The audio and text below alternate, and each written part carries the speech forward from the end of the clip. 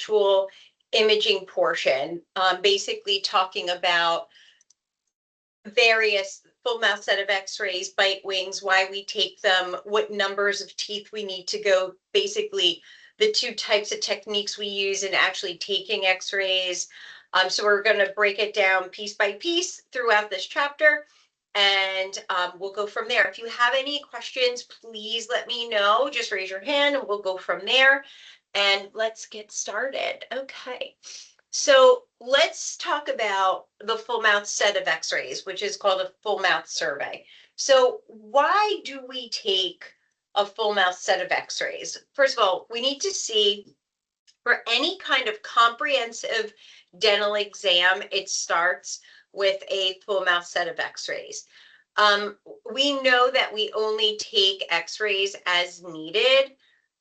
And unfortunately, when we have new patients, or if we're doing a comprehensive exam, let's say we even have an existing patient that we may have not seen for 3 years, or we haven't seen the entire mouth of an existing patient for 5, 6, 7 years. We may want to revisit and take a full mouth set of x-rays and see if anything is going on. 1, to prevent anything happening. 2, maybe they're having some issues. 3, we can't do anything comprehensive without seeing everything, right? So just visual examination isn't enough in a comprehensive exam. We can do a lot, but if we can't see inside the teeth or everything, a comprehensive can't be complete. So with any comprehensive exam, radiographs are involved. Now, a full mouth set of x-rays is going to include what we call periapical x-rays and bite wing images, okay? So periapical images and bite wing images. I will define each one, and then I also have some pictures later on that we can look at. Periapical images are going to show the entire tooth structure, including the crown of the tooth, the incisal edge of the tooth, so like the biting, the incisal edge, or the occlusal, depending on what tooth it is, anteriors or posteriors. And it's going to go 2 to 3 millimeters beyond the root to show the bone, to show any root formation or eruption of teeth that are underneath that. So again, a periapical image is the actual tooth structure in its entirety. We're going to go about 1 millimeter or so above the biting surface, whether it's the incisal edge or occlusal, or the occlusal, and we're going to go 2 to 3 millimeters below the apex or the root to show the bone, root formation, and eruption. The reason why we need to see that 2 to 3 millimeters is we can look at if there's an abscess there. Is there an abnormality? Is there if it's a child or someone in that mixed dentition age group between 6 and 12, or 6 and 10, do they have teeth erupting underneath or getting ready to erupt? So we get a good picture of that. Or it could be an adult, and we need to take a periapical so that we can see maybe a root tip or something maybe in there. So that is what a periapical image will show. A bite wing image is going to show both the upper and lower teeth in occlusion in one picture. So this image is useful for detecting decay in between the teeth, which is called interproximal area. It can show early periodontal disease, so it shows bone level. It can show recurrent decay under any restoration that may be there. We can also see the fit of metallic fillings and or crowns. A lot of times we're taking those bite wings more often, as we talked about, like maybe once a year or once every couple of years. Again, not routine, but again, it gives us a great snapshot of many teeth, both upper and lower, in one picture. So a bite wing is super helpful, but this is what it should show for diagnostic purposes, okay? So if a question asked you, what picture would you take or what x-ray would you take if somebody was in pain for a tooth, then we want to see, oh, we want to see what's going on below the root. So we're going to take a periapical. If someone comes in or we're doing a regular, they're coming in for their year, a 6-month exam, we haven't taken pictures in a year. Oh, let's take a bite wing and see if we can get any early periodontal issues. Let's make sure there isn't interproximal decay. Let's make sure there isn't reoccurrent decay. So that's the determination on which x-rays that we're going to take. An adult full mouth set of x-rays is going to contain a range between 18 pictures and 20 pictures, or 18 images and 20 images. Typically, and you can write a note, if we're using doing 18 pictures, it's going to be using a size 2 image receptor, whether it's a size 2 film or a size 2 sensor. We're going to have 14 periapical x-rays in that full mouth set of x-rays and 4 bite wings. That's for a typical 18 set. That is the most commonly seen full mouth set of x-rays. When we see 20 is if we're using a size 1 film or sensor for anterior, and that we would be using an extra, instead of just 3 anteriors for a size 2, we can use between 5 and 3, or 4 and 3, or 4 and 4. So that's where your 20 images would come into. So it could be 19 and it could be 20, but typically we're going to use a size 2 film and we'll get 18 pictures in all. Again, the number will depend on doctor preference. And again, the anterior number will vary, and depending on the film size will vary. But standardly 18 is the adult full mouth image, and that's going to be 14 periapicals and 4 bite wings. Is there any questions with that or understanding like the difference? So the range FMX is between 18 and 20, depending on film size and doctor preference and how many we use for the anterior. All good? So far, so good? Make sense? Stop me if you have any questions. Now, there's going to be a couple of different intraoral. So here we're going to talk mainly about intraoral imaging. So every x-ray that we take inside the mouth. There's 2 techniques that we're going to use. That's the one technique is called paralleling. The second is called bisecting. So you have paralleling technique and bisecting technique. Now, you can use, whether it's digital, the phosphor storage plates, those PSP plates, or conventional film. For either one of these techniques, it works for both, okay?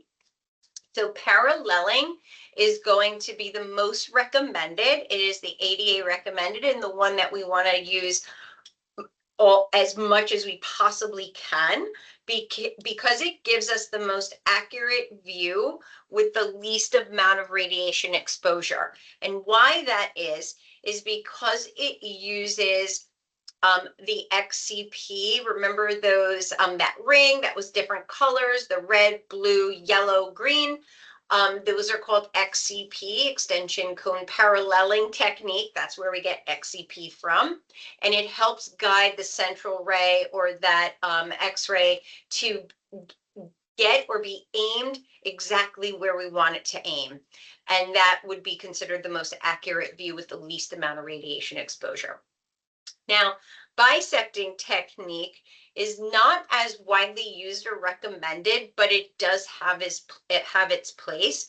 We typically will use that if a patient has a small mouth or a shallow palate, so the roof of their mouth is like short, or they have what's called tori, which is overgrowth of bone. It could be both on the maxillary upper jaw or mandibular lower jaw, as well as small children can't really fit that XCP in their mouth. So we do take bisecting a lot where it's just the film. So it's going to be a little different. So 2 techniques, we're using paralleling, recommended, most accurate, and bisecting when we just can't fit all of that apparatus in someone's mouth, and we need to get a picture. We use bisecting. Now, let's start with paralleling technique. So we have many names for paralleling technique. It's also called extension cone paralleling. That's where that XCP is. That's why we call the equipment we use XCP. It can also be called right angle technique or the long cone. The following terminology we need to kind of understand when explaining this technique. It's parallel, intersecting, perpendicular, what a right angle is, the long axis of the tooth, and central ray. So we're going to kind of demonstrate each one of these vocabulary words so that we can identify it on even a picture of how to explain what we're doing here, okay? So this is a really good picture to kind of explain what paralleling is. So let's look at, I'm just going to kind of go through here. You'll see me jump back and forth. So parallel. Parallel is when you have two lines going in the same direction in equal distance, okay? So what would be parallel here is the film is parallel to the long axis of the tooth here, as well as where this PID is situated, okay? So do you see they're straight, all three of those areas are parallel to each other. Now, the intersection, what an intersection is where this line, it's called CR. CR is called central ray. We're just going to, call it CR. This is where this X-ray beam intersects the long axis of the tooth. So basically where it hits through, that's the intersection. Perpendicular is where it forms that right angle. So where does that right angle form? It forms here and it forms here. And what degrees is a right angle? It's going to be 90 degrees. Oh my God, that's so horrible. My handwriting's awful. Can you understand my handwriting? I'm sorry, guys. So 90 degrees. So when we are looking at this, there's a couple of different things. Now, the long axis of the tooth is an imaginary line that divides the tooth in equal right and left halves, okay? Because it's that, that's the area. So think of it like this in a dimension. So let's talk about this. We have the film. It's in the film holder, the XCP. We want this film to be parallel to the long axis of the tooth, okay? So that's the first thing. We want the central ray to intersect at a 90-degree angle of both the axis of the tooth, the long axis of the tooth here, and we want it to hit on the film at a 90-degree angle as well. So again, the film and the long axis of the tooth are parallel to each other. So that's the technique. That's why, right there.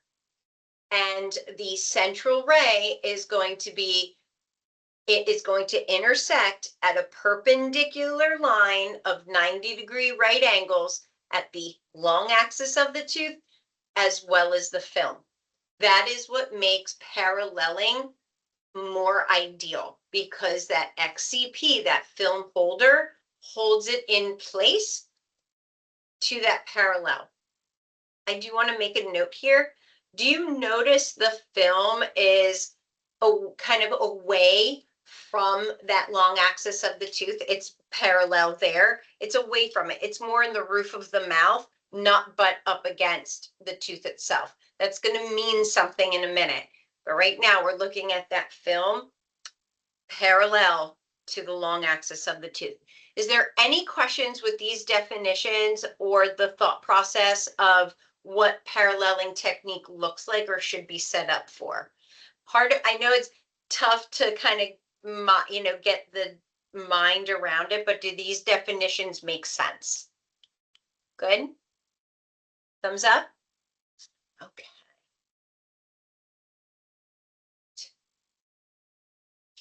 That was an anterior shot here. So now we're going to look again just at what it would look like for a molar. So here I'm going to draw the long axis of the tooth would be dead center. Yeah, maybe not dead center, but that would be the imaginary line. This is the central ray right here. It's going to intersect at the long axis. Here's our sensor or our film, which is parallel to here and here, long axis. This is going to be perpendicular here, 90-degree angle, and making a 90-degree angle on this film. This is a perfect lineup. And notice how this film is more toward the roof of the mouth or away from the tooth. So we want it away from the tooth here, okay? Perfect. Now, 5 basic rules, and they're super important when we're talking about paralleling techniques. So if you're ever taking, again, the exam, these are 5 basic rules that you need to memorize. They're very important. So the image receptor placement, what does that mean? It means wherever we put the film, that's going to be important. The placement of that film has to be by the correct teeth or cover the correct teeth that we want. So if we wanted to take an anterior picture and we put the image receptor over here, placement's wrong. So again, not going to get the right picture. We have a problem. So image receptor placement is where we put the sensor, where we put the film. Is it covering the correct teeth? Image receptor position. This was that whole picture that we just did. Making sure we position the film or the, again, image receptor, whether it's film or sensor, doesn't matter. Is it parallel to the long axis of the tooth, away from the tooth toward the middle of the mouth? That's position. So no matter what tooth we're getting, is that parallel to the long axis of whatever tooth we're trying to get? Is it positioned correctly? Now, vertical angulation has everything to do with the central ray. The central ray. So if we're talking central ray, we're talking the center of our positioning indicating device, the PID. So that center of the PID has to be, again, directed to show that perpendicular with the long axis of the tooth in the film at that right angle, that 90 degrees angle, okay? So the image receptor and long axis of the tooth. So whatever we just saw in that picture, that's vertical angulation. So again, our PID, we can move our tube head up, down, right? Our PID is over here. Central ray is going to be in the center. This is where my film and my tooth are all parallel over here. I want it at a 90-degree angle. So this is it. This is vertical angulation. If I'm too high, this picture is going to look not right. If I'm too low, it's not going to look right because I need to be perpendicular with that film no matter what. So that's vertical angulation. Vertical of the tube head PID central ray, okay? Central ray. Horizontal angulation, again, is the central ray. So my tube head, my PID. I'm going to kind of go forward. So the horizontal is going to be right to left. So if I'm dead center, making it perpendicular, that's great. If I'm too right, I'm going to get some sort of image issue. Or if I'm too left, my horizontal angulation is going to be off. So my goal is to be completely perpendicular and have that central ray directed directly through the contact areas of those teeth. So we want it, yes, perpendicular, right? Perpendicular right here. And we want to also make sure that we're aiming straight through our contacts of our teeth. So it's like straight and it's going to be angled right inside there. If all that works out, we're going to get a really nice picture. Now, the central ray always or must be centered on the image receptor. If I'm not center of my image receptor, so this is my film here, If I'm up here, I'm going to cut off all of this. If I'm to here, I'm going to cut this. So if my central ray is not centered appropriately on it, this can cause what we call cone cutting, because I'm going to miss partial of whatever area I'm too high or too low, okay? Because I'm not dead center of that film. So that's where our central ray. So the 5 basic principles: placement of the image receptor itself, make sure it's on the right teeth.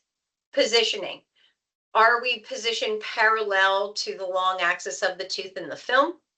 Vertical angulation, is our central ray perpendicular at a 90 degrees? Horizontal, are we aiming our central ray through the contact areas of the teeth and not to right or left? And our central ray, are we centered on the image receptor itself so we can capture our entire image? Is there any questions with the 5 basic rules of paralleling? Good, guys there? Awesome. Okay, so this is what cone cut would look like. This happens when we do not center the central ray in the center of the film. So here it looks like we actually we have our film centered here, and we cone cut this whole area down here. So we did not get everything in the center. So this is what a cone cut would look like. Notice how this is completely clear, because we didn't have any radiation hit it. So it just went straight through. Nothing was there, didn't capture anything. Another cone cutting, this is in a bite wing image. Notice how, again, it looks like we centered it over here, and we cone cut this whole area, as well as being centered probably over here and cone cutting this area. So basically, when we're not centered, we cut off half of the picture. And this is just what different, PAs look like. Again, we cone cut this whole part of this tooth off. This tooth is cut. This tooth is cut. This tooth is cut. All because we did not center the central ray. Okay. How do you guys feel with the 5 basic rules? Are you good? You can type it. You can let me know. You can give me a thumbs up. Do you have any questions? Good? Awesome. Great, awesome, thank you. So let's talk about patient preparation during this. So, if we're going to talk paralleling, that means that we have to position a patient the correct way in order for everything to kind of line up appropriately. So patient preparation, we're going to manage all of the infection control protocols when we're seating the patient, right? So we talked about that last week. Just to review, we're wiping down the room, we're cleaning, we're disinfecting, we're making sure the area is decontaminated, then we're taking our gloves off, we're resetting up. We want to make sure all of our items are on a surface on our counter, but we want to put a patient napkin or a paper towel or a tray cover. We never want to rest our XCP or instruments on a naked counter. So I want to make sure all of my materials, my XCP are there, my disposable sensor cover is there, ready to go, my sensor's plugged in, I'm ready to rock and roll. Then I seat my patient. I grab my lead apron, no gloves. I put my lead apron on the patient. I don't have gloves on when we're draping the patient prior to radiographs. Once that lead apron goes on, I wash my hands, put my gloves on, and then open my XCP and put my XCP together with my sensor. So I'm gloved, masked, eyewear. You actually don't have to wear eyewear during x-rays, but definitely a mask and gloves, unless you have glasses, which I do, so I'm always in eyewear. It's just precaution, unless somebody's like, they're sneezing, they're very salivy. You can always wear safety glasses during x-rays, but it's not like, it's not one of the mandatory things to do, but definitely mask, definitely gloves. So again, wash hands, glove up, open your items, getting ready to start taking your x-rays. You always want to have all your equipment and supplies ready to go so we don't cross-contaminate anything. Now, what's the order of exposure sequence? So in this, how I lecture, I'm going to say this. I'm lecturing for book, what's recommended. However, what you see out in the world may not look like this sequence, okay? So for testing purposes, we're going to follow along this way, okay? And then I'm going to talk about recommended sequence that book is using to what we actually do for efficiency reasons at the practice level, okay? I just want you to understand the difference between them. So an exposure sequence is important. So in real life, I don't care what sequence you use as long as it's the same every time, because you don't want to miss or repeat the x-ray. So you do it over and over again the same way so that it becomes like a constant habit of doing that sequence correctly, okay? So when we're using digital radiography, it's difficult to miss or repeat an image because the basic fact is we're taking the x-ray and it's immediately on the computer. So if we miss, we know, right? Everything is right there. If we know we have to take it again, it's right there. It's seconds. So that's like not a big deal. Also, usually with digital radiographs, the sequence is planned out for you. So you just follow the sequence along. That's the difference. That's in practice, that's what we're doing versus what exposure sequence here is what we have.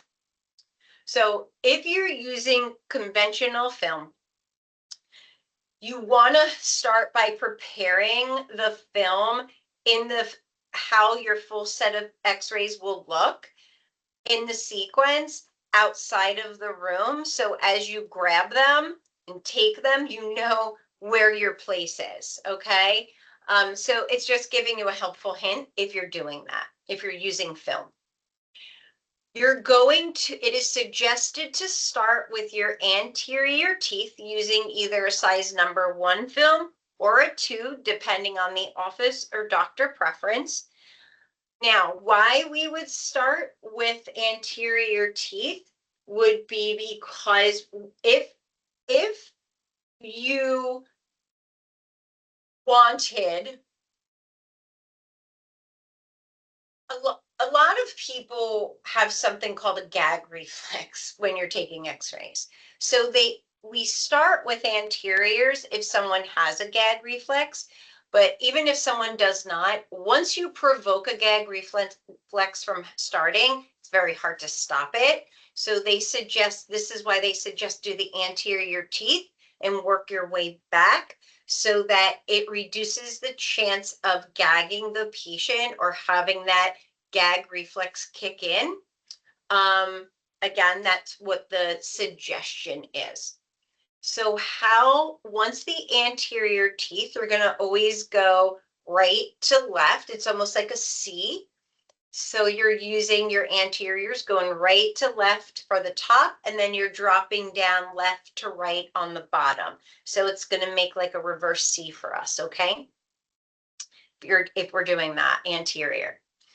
After the anterior place, and we're always starting right to left, by the way, we're going to go to the right maxillary, then the right mandibular. Again, that's right to left. Then we're going to go left to right. So we're going in that C. Why we do it, why we try and get it as efficient is because we don't want a lot of wasted movements. We want that series to be very streamlined and kind of reduce the amount of time we are kind of lingering and putting things in people's mouth. But we want the right picture. So once the anterior x-rays are taken right to left and then left to right on the anterior, we're good to go posteriorly. So posterior exposure is always going to begin with the premolars. Again, we're going to start with premolar, and then we're going to work to molar. Again, front to back. Always begin with premolar. Premolar are easy for patients to handle. They're less likely to cause a gag. We're going to do 4 maxillary images and then 4 mandibular posterior images, okay? Now, we're going to start upper right quadrant, so just over in this area. We're going to go premolar, then your molar. Then we're going to go premolar, then molar. Premolar, molar, and then premolar, molar. Typically, that's what we want to do because we don't want to waste any movements there. Now, if we're using XCP, which we should during this, we're placing the XCP here, and then we can go, they're mirror images. So we can use one side here and then kind of flip it upside down and go to the lower. Hard to imagine, but I'm hoping that if you run a YouTube video, you can see it. Once you go left or right to left, we actually have to flip it around and reverse our XCP so that we can start with the left upper and then go to the lower right, okay? You can always, this is not recommended because it's a wasted movement, takes up too much time. You can always go straight across, do bump, bump, the 2 upper, premolar, molar, and then you go left, premolar, molar. But if I did that, I'd have to flip my XCP twice. Here, when I move to here, and then when I come down, I'd have to do it again. So we don't usually do that. We just want to flip that once because it gets kind of confusing. What I was just explaining was exactly what I have written here. So again, it's always going to go right to left, premolar, molar, then lower mandibular, premolar, molar, upper left, premolar, molar, lower right, premolar, molar. Gosh, tough, right? It's like saying all this, and I'm probably like, oh my God, everyone's like, right, left, blah, blah, blah. We're just separating it out. And you always want to start with the right and left. Now, how I know that sounded like a lot, but did it make sense? Like how we start, always anterior, then the premolars, then the molars. We're always going to start right to left. We're always going to start in the maxillary first and then end in the mandible and end in the mandibular. So those basic concepts don't change no matter what we do. Does that make sense? Everybody? So far, so good? First technique, not bad, but 5 basic rules. Thumbs up, thumbs down, feeling good? Okay. Any questions? No. So bisecting technique. So again, to remind us what the bisecting technique is, it's a technique used when we can't fit the XCP in someone's mouth, when we can't use paralleling. So again, small children, small mouths, tori, so overgrowth of bone, I just can't fit anything in, shallow palate. Those are all areas, or even heavy gag. Those are areas where we're like, need a bisect angle, okay? So same vocabulary applies here, except we're adding the imaginary bisecting angle along with the imaginary long axis of the tooth, okay? So 2 differences here. So notice my film.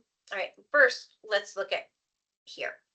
Nothing about the bisecting technique has anything about paralleling here, right? There is no line angle here that is parallel to each other. So right there, that's the difference. There's nothing parallel here.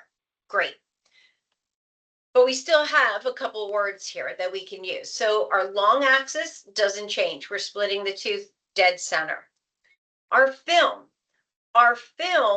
is going to be, look how close of an angle it is to the roof of the mouth or to the tooth. So that's one difference here. That X-ray film or sensor is going to be butt up the tooth, butt up to the tooth, not away, not that parallel. It's right up to it, okay? That's one difference with bisecting. Makes sense. If I have a shallow palate and I can use bisecting, I can't put it in the roof of the mouth. I have to do what? Get it up to the tooth. That's why bisecting works here. Now, I have the long axis of the tooth. I have my X-ray film butt up against the tooth itself. So here in my mind, I have to create an imaginary bisecting angle that splits the difference between that long axis and the film.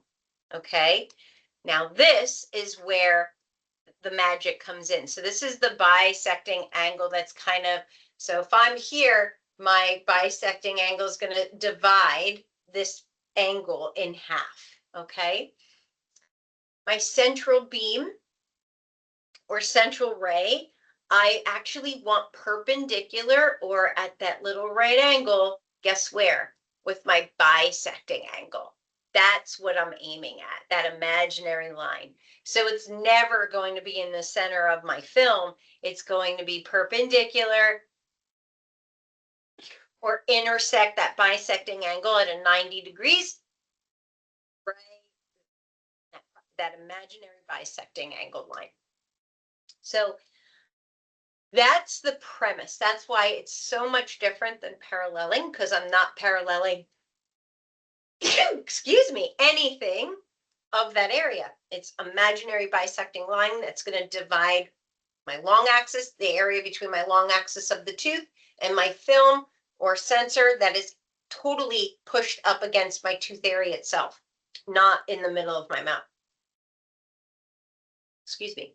So bisecting technique is also called bisecting the angle, bisection of the angle, or short cone technique. By the way, we always want to eat long cone is the best. Long cone is recommended. That's why paralleling is called long cone. Our PID, we want a long cone or a longer PID. So longer is better in this sense because it has a more direct route for that central ray, whereas short will diverge any kind of will diverge the radiation, which we don't want. We want it focused. We want it lined up. We use this again for a reminder: very small mouths, children, flat palate, tori, and possibly endodontic procedures if we cannot fit the XCP in someone's mouth, especially if they're doing a root canal. You have little files hanging out. We can't jam them up, so we have to kind of be a little bit creative in how we take those x-rays. So we typically will use a bisecting. Plus, we want a lot of the root of the tooth and not a lot of the crown when we're doing endo. So we actually cone cut a little bit on purpose with bisecting for endo. So we get all maybe like 5 full millimeters below that root tip, so we can see what's going on there. Key points: your film or sensor is moved directly against the teeth to be exposed, like we were saying. It's not in the roof of the mouth or not parallel, and it's creating the film or sensor to be at that angle, right? If our tooth is here and it's jammed up on it, it's always going to have that odd angle. And the central ray is directed perpendicular to the bisecting line, not the long axis of the tooth. So those are the differences of bisecting. Here, oh good. So image receptor holders, we have bisecting angle instruments. They could be plastic. They have indicating arms, aiming rings, bite blocks. We use a stay bite block or easy grip holders. So this is the bite blocks that I'm talking about. This is a bite block bisection, so it has no ring. It's going by, again, film. Notice how close it's to that tooth and not parallel at all. And our bisecting angle is divided right down between the long axis of the tooth and the film. And our perpendicular 90 degrees is at the bisecting angle, the imaginary bisecting angle here. The types of holders that we have. So here, the top portion is what we call the easy grip. That's for bisecting. We also have this like weird hemostat here, and it's kind of clipped. So we can use any of these guys for bisecting. it doesn't have an arm. It doesn't have a ring. It doesn't have an arm and a ring. It just has a bite block or something to rest the film into for bisecting. For paralleling, you have these guys. These are called XCP. And in our, not last couple, but our first chapter, when we were talking about film, I showed you these by the red, the blue, the yellow, and the green. So they're color coordinated and they match like the different parts of the mouth. So some are bite wing, one's an anterior, one's a posterior, and one is for endo. Your easy grip or snap array, again, this is for bisecting because I have no ring. I'm putting my sensor or my film in this little slit here, or for anterior here, and I'm getting as close to the tooth and then doing my bisecting angle. So for bisecting technique, the PID placement is critical. Again, that's my vertical angulation. It's going to be critical here.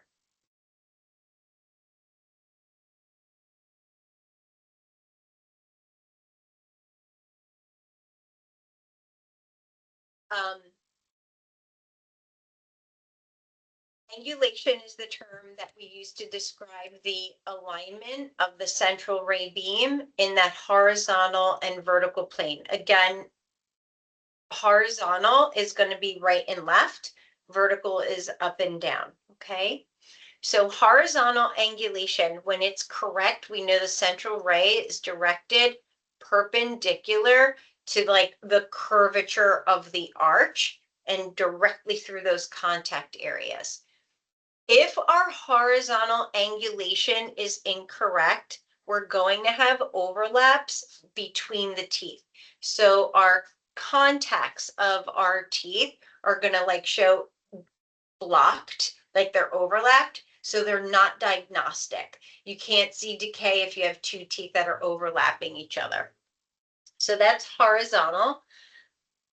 Vertical angulation is when our vertical or up or down position is happening. It is measured in degrees.